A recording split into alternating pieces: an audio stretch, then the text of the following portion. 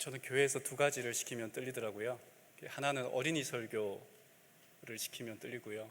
하나는 그 특창을 시키면 굉장히 떨리는데, 아란이가 씩씩하게 끝까지 또 준비된 또 우리가 예수 사랑하시면이라는 이 찬양 자체가 향수를 일으키는 찬양이잖아요. 안식일에 어울리는 귀한 찬양 감사합니다.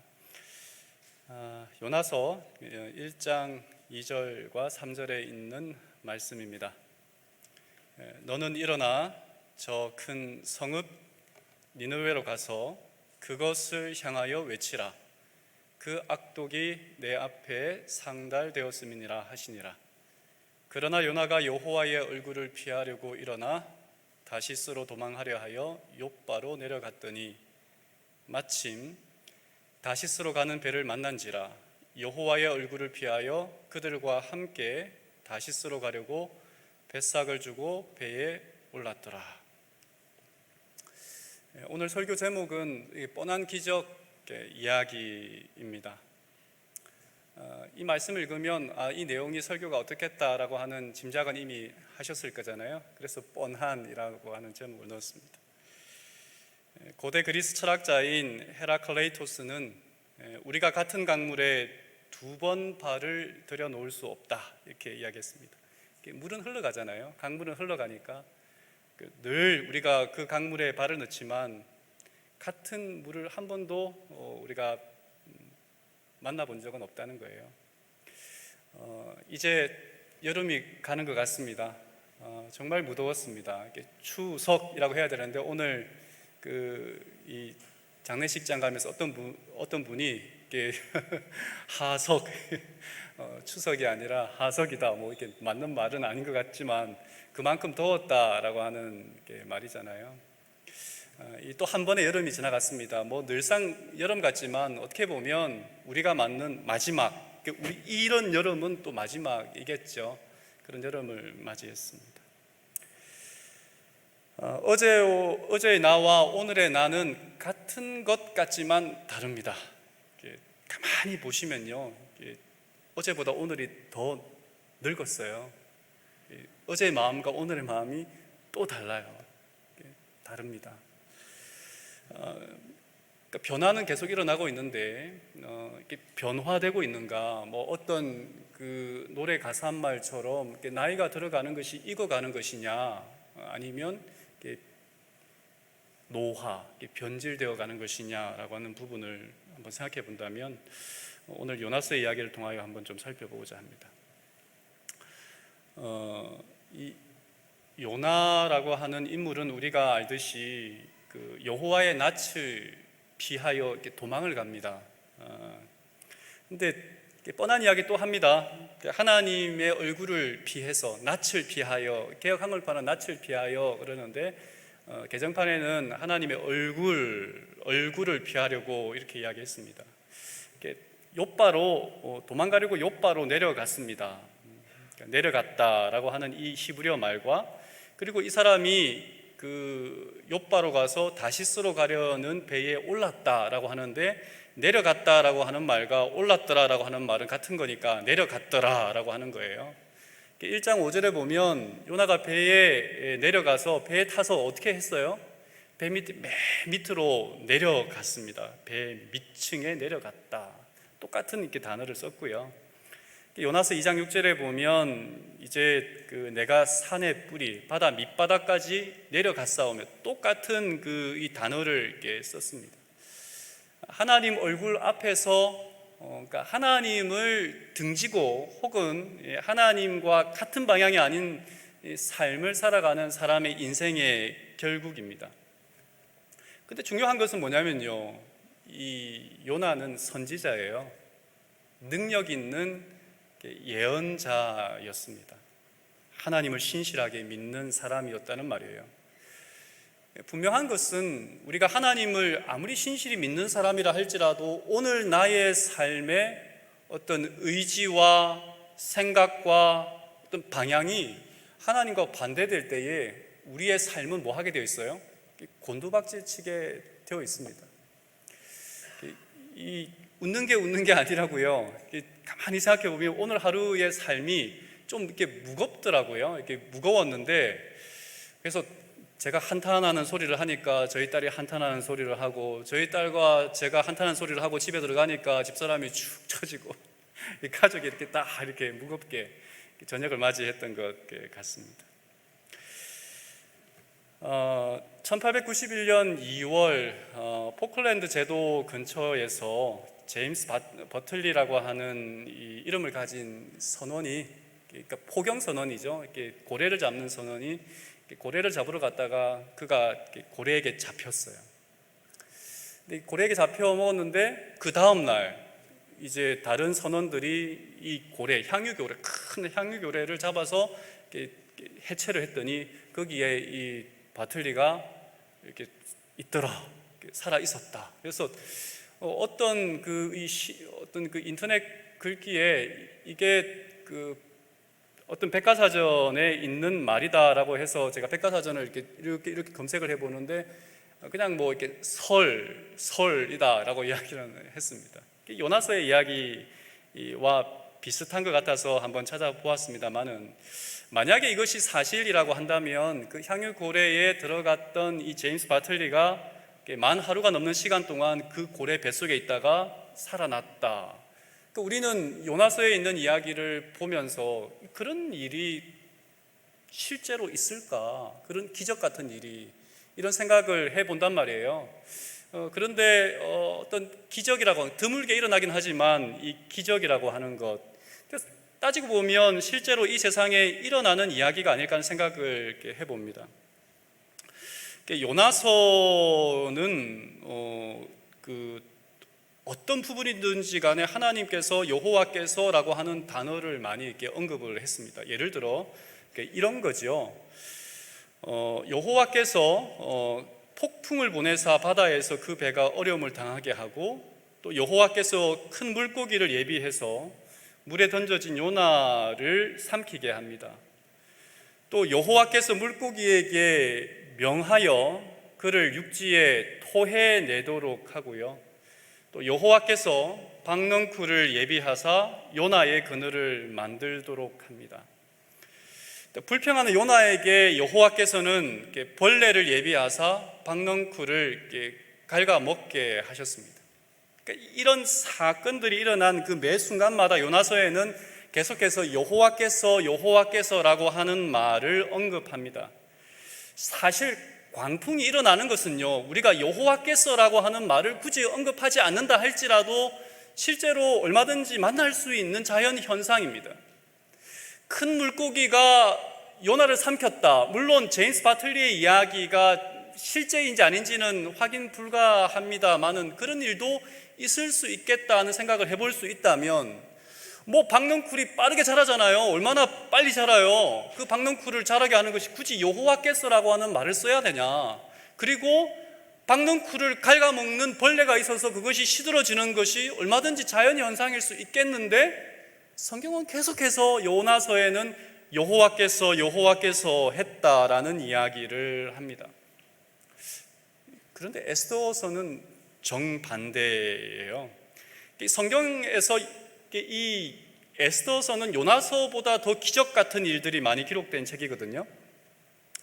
이 아하수에르의 왕의 왕비였던 와스티가 갑자기 왕 앞에서 앙탈을 부렸다고 해야 될까요? 그래서 이 왕비에서 폐위가 됩니다. 그 후에 이방인이었던 에스더가 이 페르시아의 왕비로 간택이 되지요. 유대 사람 모르드게가 우연히 왕의 내시 빅단이라는 사람과 데레스라고 하는 두 내시가 작당하여 왕을 암살하려고 하는 이야기를 듣고 그 왕의 어떤 그 암살을 이렇게 막아내는 이야기가 있습니다. 이것도 기적이라고 할 수 있지 않겠습니까? 왕의 생명을 살려서 역적 모의를 막아 주었음에도 불구하고 모르드게에는 아무런 보상이 없었어요. 이것도 어떻게 보면 이런 일이 있겠나 싶습니다. 하만이 이 유대인을 싫어해서 그를 죽이려고 할 때 에스를 통해서 구원하고자 하잖아요. 죽으면 죽으리라 라고 하는 그 말을 통하여 왕에게 나아갔을 때 사실은 왕이 허락하지 않으면 이 여인이 죽을 수도 있었습니다. 근데 살아났어요. 오히려 그 여인을 더 기뻐하고 상을 주는 모습을 통하여 이것 또한 기적이라고 생각할 수 있습니다. 이제 모르드게와 비롯한 이 하만으로 인해서 이 히브리 사람들이 다 죽게 되었습니다. 그런데 어느 날 밤에 말입니다. 이 왕이 잠이 오지 않아서 잠이 오지 않을 때가 있잖아요. 그런데 이 왕이 잠이 오지 않아서 책을 읽는데 이게 역대 왕들의 그리고 이 왕실의 이야기를 기록된 그 실록을 읽고 있는 것입니다. 그게 보니까 이 모르드게가 어떤 그 암살 계획을 이렇게 미리 알려줘서 자기가 살 수 있었고 하는 이런 이야기들을 통하여 이 모르드게를 이렇게 상을 주고 뭐 이런 일의 전개 말입니다. 에스더서의 말입니다. 이런 것들은 글쎄요, 확률적으로 거의 기적이라고 해도 될 것 같은데, 근데 에스더서에는 하나님이라는 말과 여호와께서라고 하는 말이 언급되지 않아요. 요나서에는 끊임없이 여호와께서라고 하는 단어를 이렇게 딱 물고 들어오는데, 에스더서에서는 어쩌면 요나서보다 더 기적 같은 일들이 반복되고 있음에도 불구하고 여호와께서 혹은 하나님께서라고 하는 말을 언급하지 않는단 말이에요. 에스더서의 이야기에는 한 번도 그런 이야기를 쓰지 않지만 독자들로 하여금 이런 궁금증을 자아내게 합니다. 이건 누가 했느냐? 에스더라고 하는 한 여인을, 히브리 이 여인을 왕비로 삼고 그 여인이 한 민족을 구해내고 뭐 이런 모든 전개 과정을 통하여 이것을 누가 했느냐라고 하는 질문을 하게끔 만든다는 거죠. 여호와라고 하는 말이 없지만 끊임없이 하나님께서 그 일에 기적같이 함께 하셨다라고 하는 것을 더 분명히 이야기를 하고 있습니다.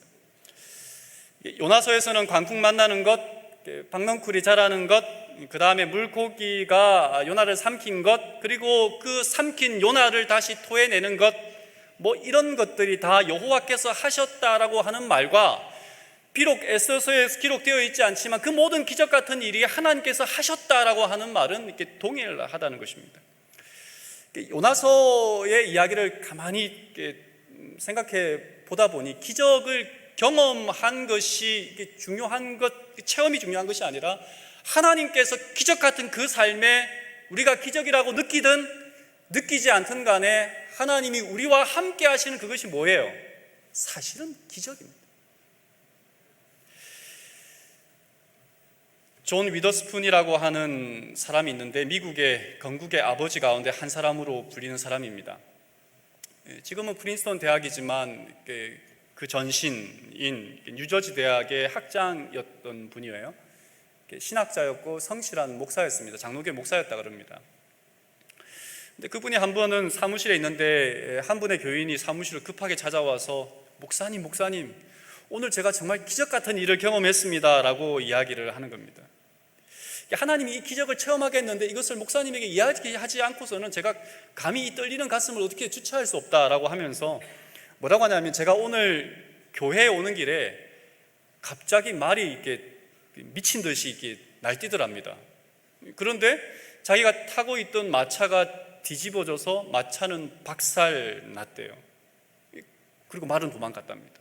근데 자기는 머리털 하나도 다치지 않아, 이게 기적 아닙니까? 라고 하면서 막 흥분되어서 이렇게 이야기를 하고 있는 거예요. 근데 이 위더스푼은 그 이야기를 듣는데 듣는 둥 마는 둥 시큰둥하게 이렇게 반응을 하는 거예요. 이 교인이 속상하잖아요. 아니 목사님 이게 정말 놀랍지 않습니까? 라고 이야기하는 겁니다. 그랬을 때에 위더스푼이 이렇게 이야기합니다. 형제님, 제가 경험한 것 좀 이야기해 드릴게요. 제가 경험한 게 형제님이 경험한 것보다 더 놀라운 일이라고 생각합니다. 그렇게 말했어요. 저는 그 길을 지난 20년 동안 다녔습니다. 형제님이 오늘 다녔던 그 길 말입니다. 그러나 20년 동안 다니는 동안 단 한 번도 말이 뛴 적이 없습니다.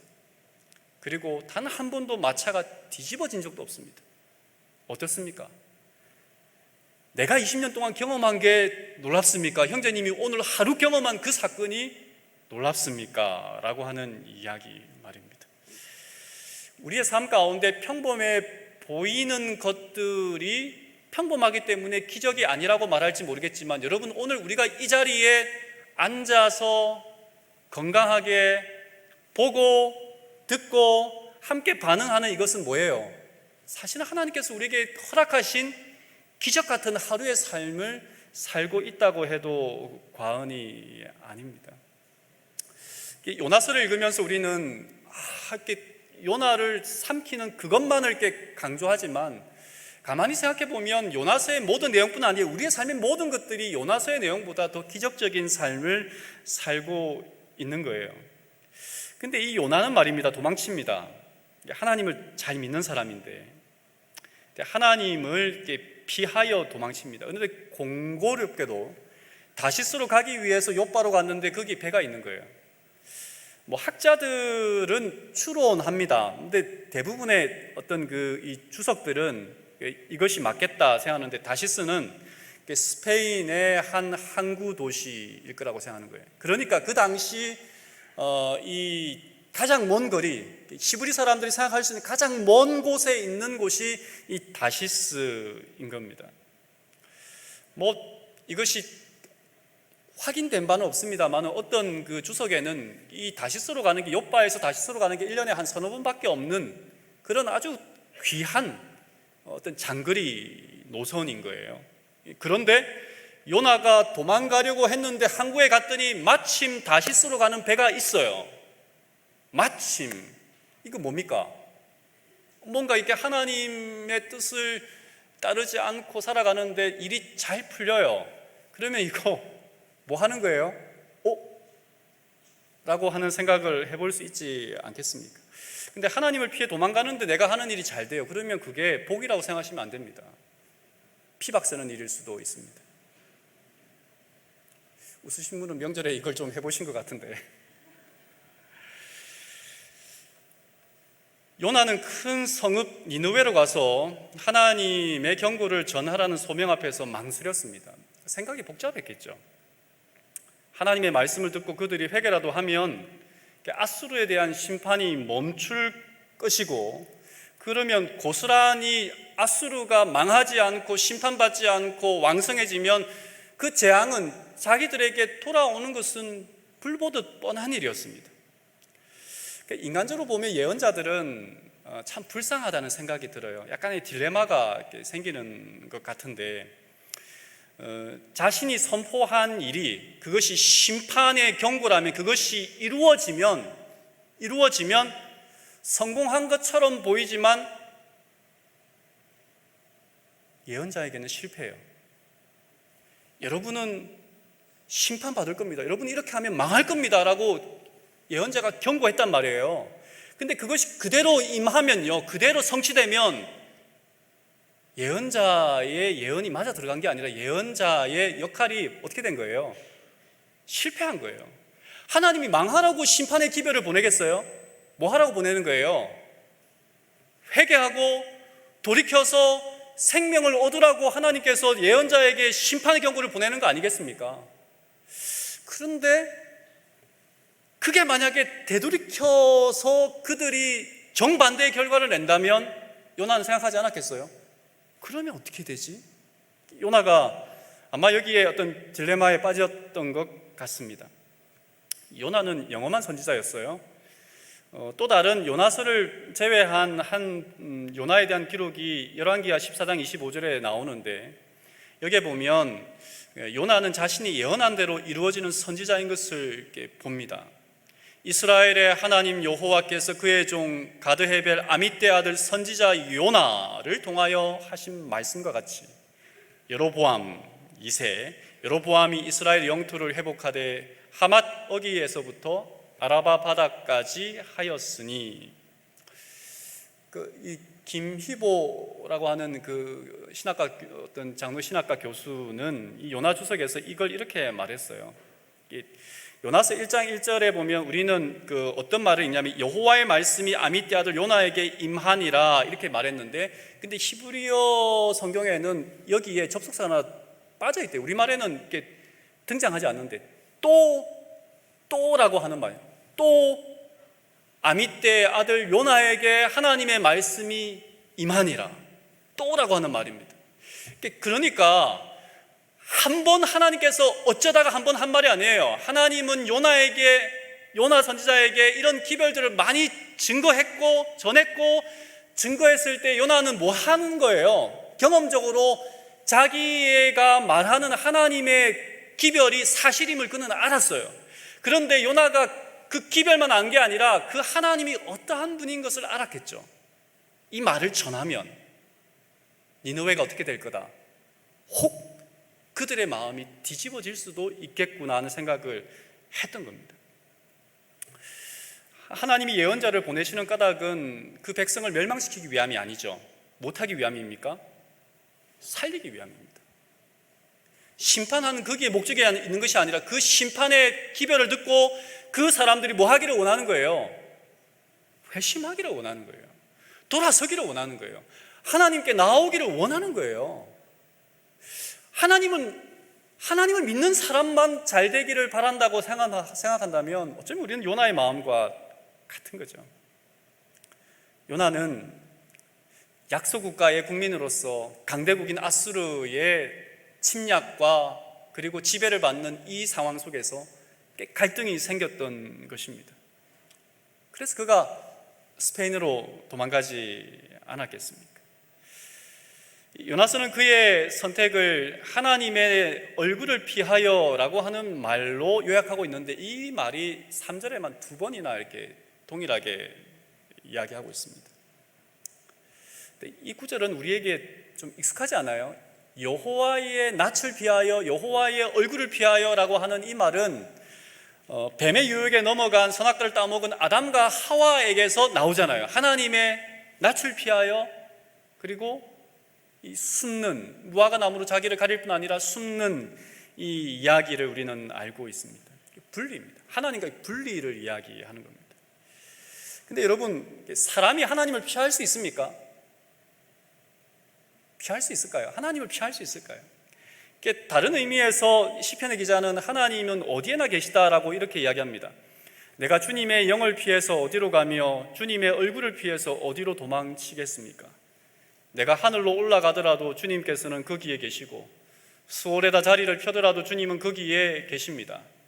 내가 저 동력 너머로 날아가거나 바다 끝 서쪽으로 가서 거기에 머물지라도 거기에서도 주님의 손이 나를 인도하시고 주님의 오른손이 나를 힘있게 붙들어 주십니다. 요나가 배 밑에까지 계속 내려갔잖아요. 내려갔지만 거기에 누가 계시는 거예요? 하나님이 계시는 겁니다. 선장이 깨웁니다. 6절에 보니까 이런 말이 있어요. 선장이 그에게 가서 이르되 자는 자여 어찌함이냐, 일어나서 내 하나님께 구하라. 혹시 하나님이 우리를 생각하사 망하지 아니하게 하시리라 하니라 그랬어요. 일어나 구하라.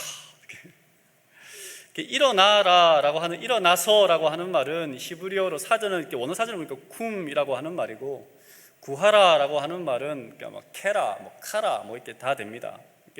이 말입니다.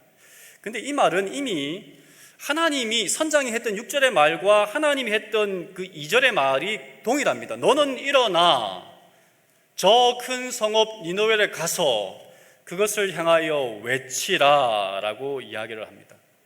그러니까 일어나 외치라, 일어나서 구하라 라고 하는 이 말을 이야기한다면, 그 단어만 놓고 본다면, 야, 한글은 굉장히 그 히브리어 다음으로 영감받은 거래요. 쿰, 케란데 뭐 하는 것 같아요? 꿈 깨라, 나에게서 도망갈 꿈 깨라. 저는 이렇게 들렸어요. 근데 뭐 그런 의미는 아닙니다만은, 꿈 깨라, 일어나서. 그러니까 왜 요나인가 말입니다. 요나가 도망갔어요. 도망갔다면 놔두면 될 텐데, 왜 하나님은 도망가는 요나 대신 다른 사람을 보내면 될 텐데 왜 굳이 배 밑에까지 따라가서 물고기 뱃속에까지 넣고 그것을 다시 토해내서 요나를 사용하게 하셨을까 하는 것입니다. 도망자 하나쯤이라면 이렇게 우리 학생들이 좋아하는 어벤져스의 타노스처럼 말입니다. 손가락을 탁 튕겨버리면 요나 하나쯤이야 처리하는 거, 그건 뭐 문제가 되겠습니까? 근데 왜 요나인가 하는 것입니다. 도망쳐가는 이 사람 말입니다. 밥그릇 들고 한 숟가락만 떠먹이려고 이렇게 손주들 혹은 아들, 딸들 이렇게 밥 먹이는 모습 혹시 한 번쯤은 해보셨습니까? 제가 할 때는 몰랐는데 남이 하는 거 보니까 참 꼴보기 싫더라고요. 아, 저거 애를 저렇게 키우나. 그때 저희 사람이 니도 그랬다 그러더라고요. 한 숟가락만 더 먹으라고.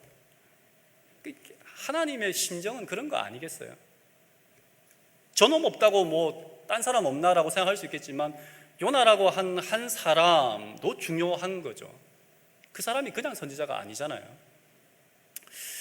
그럼에도 불구하고 묻습니다. 왜 그랬을까? 근데 나중에 보면 요나가 이 풍랑이 일대에 배에서 이제 선장이 깨우고 일어났을 때에 뭐 나 때문이니까 나를 던지라라고 말할 때에 저는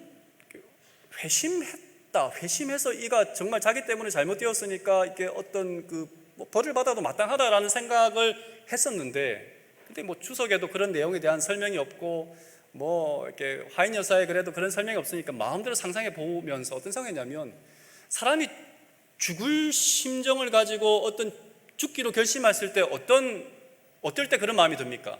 뭔가 이렇게 낙심해서 그럴 때도 있지만 아주 큰 반항이 있을 때 차라리 죽여라, 그런 말을 할 수도 있지 않습니까? 요나는 지금 회심했다라고 볼 수도 있지만 정반대의 마음으로 아직도 그는 스스로 하나님의 말씀에 대하여 반항하는, 결사항전하는 모습이 여기에도 있겠다는 생각을 해보게 되었습니다.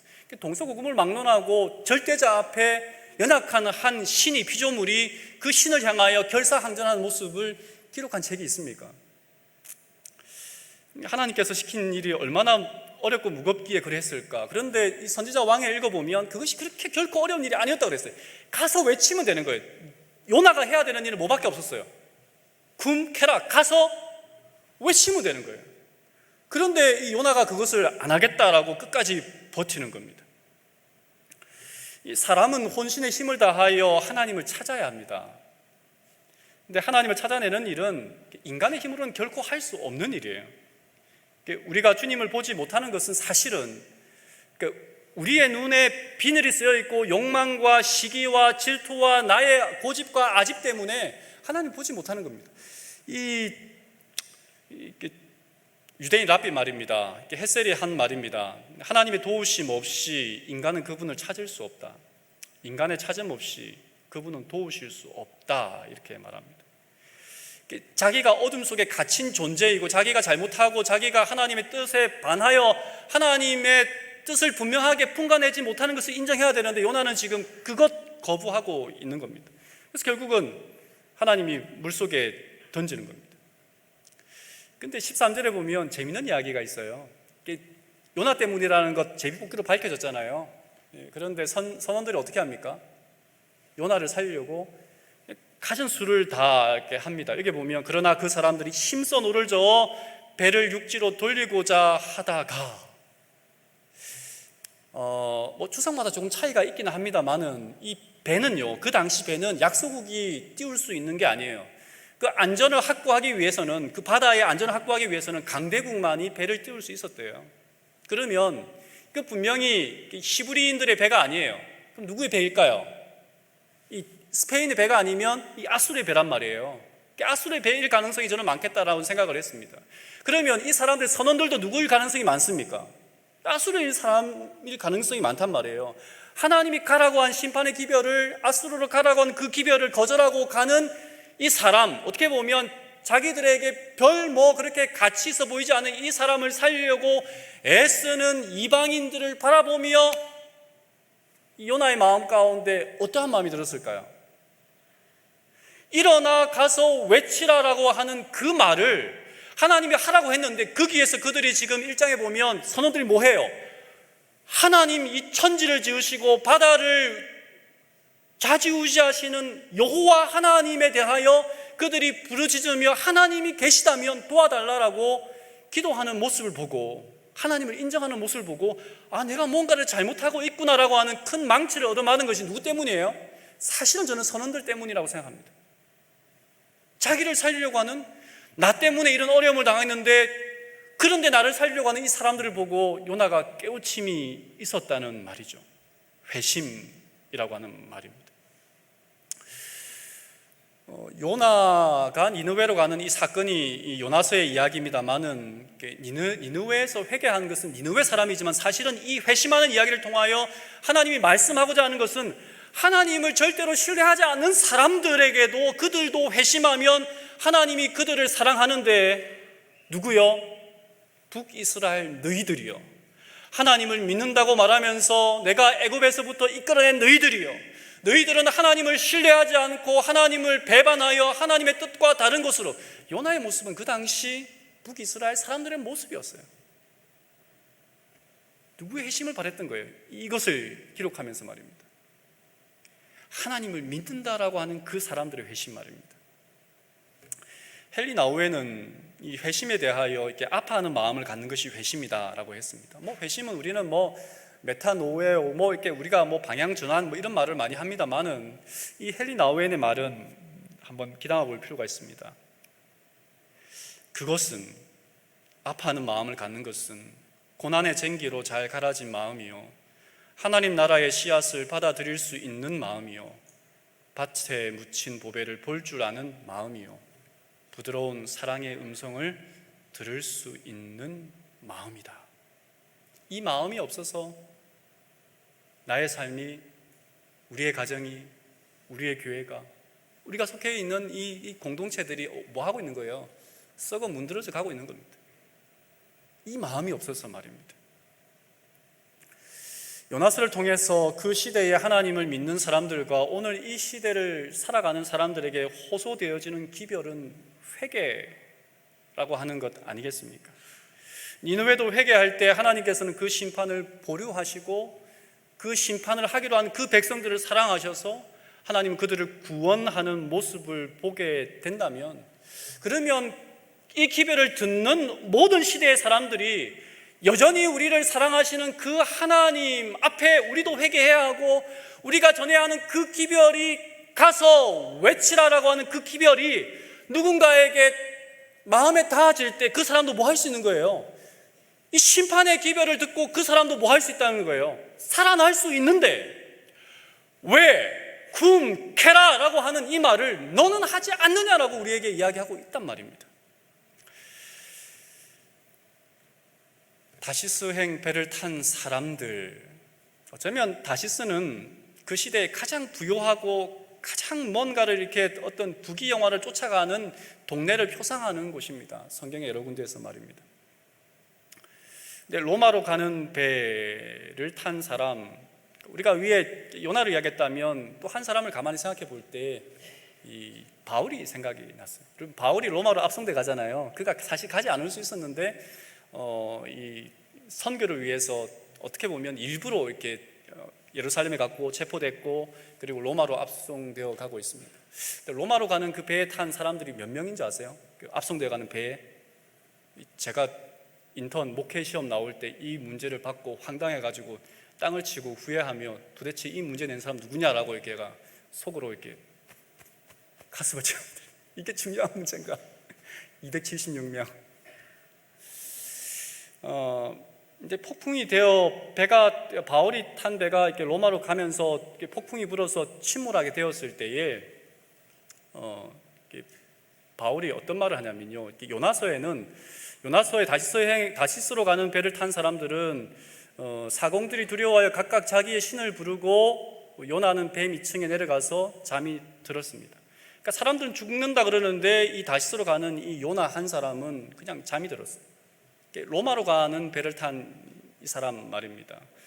바울은 이렇게 말합니다. 사도행전 27장, 이제는 안심하라. 너희 중 아무도 생명에는 아무런 손상이 없겠다. 이런 말을 한 것은 뭐냐면, 하나님께서 나타나서 바울에게 네가 가이사에게 복음을 전하기 전까지는 절대는 죽지 않는다라고 이야기했거든요. 그래서 바울이 이렇게 말합니다. 그러므로 여러분들이요, 안심하라. 나는 내게 말씀하신 그대로 되리라고 하나님을 믿노라. 똑같은 하나님을 믿는 사람이 다시스 로마라고 하는 긴 여정을 가는데, 한 사람은 하나님을 피하여 도망가고 한 사람은 하나님을 위하여 일부러 묶여서 가는 거예요. 똑같이 풍랑을 만나 죽게 되었는데 한 사람은 깊이 잠이 들었고 한 사람은 뭐 하는 거예요? 깨어서 하나님을 증거하며 하나님 때문에 살 것이다 라고 이야기하는 거예요. 여러분, 우리는 다시스 여행 배를 타고 있습니까? 로마 여행 배를 타고 있습니까? 이 뻔한 기적의 이야기들 속에 우리는 살아가고 있습니다. 오늘 우리에게 주어진 이 시간 동안 어쩌면 우리는 이번 한 주일 동안 저도 말입니다, 다시스라고 하는 우리의 욕망과 우리의 재물과 우리의 명예와 우리의 인기를 위해서 그렇게 달려갔는지도 몰라요. 하나님, 야 그거 아닌데 라고 외치지만 말입니다, 모르겠고 하나님. 그런데 바울과 같이 비늘이 벗겨진 사람은 말입니다, 하나님의 음성을 듣고 이 사건이, 이 순간이 무엇을 해야 되고 어떻게 해야 되는지를 아는, 바울은 외치잖아요. 하나님을 믿어라, 굼케라, 가서 외치라라고 하는 이 말입니다. 다음 주 전도입니다. 우리에게 또 한 번의 기회가 주어졌어요. 되겠나? 되지 않을 수도 있습니다. 기적 같은 일이 일어나지 않을 수도 있습니다. 그러나 시도해보지 않는 것은 참 바보 같은 짓입니다. 주변 사람들에게 전도에 한번 와봐라, 살아있는 하나님을 체험하고 싶은가 한번 들어봐라 라고 하는 말을 할 수 있잖아요. 가서 외치라 할 수 있습니까? 할 수 있겠죠. 그래서 근데 이런 이야기를 하려면 내가 먼저 비늘이 벗겨져야 되는 거예요. 요나가 비늘이 벗겨졌어요. 뱃속에 들어갔어요. 비늘이 벗겨졌어요. 벗겨진 그가 가서 외쳤잖아요. 이번 안식일 우리의 마음이 하나님과 하나가 되고 우리의 일주일 동안 살아왔던 모든 일들 속에서 이런저런 걱정과 근심으로 씌워진 그 비늘이 벗겨지는 안식일이 될 수 있도록 지금 기도하시고, 이 비늘이 벗겨져서 다음 한 주일 목요일 오기 전에 가서 외치라 라고 하는 이 기적 같은 일들을 우리의 삶 속에서 실천할 수 있는 저와 우리 모두가 되기를 바라면서 말씀을 줄이겠습니다.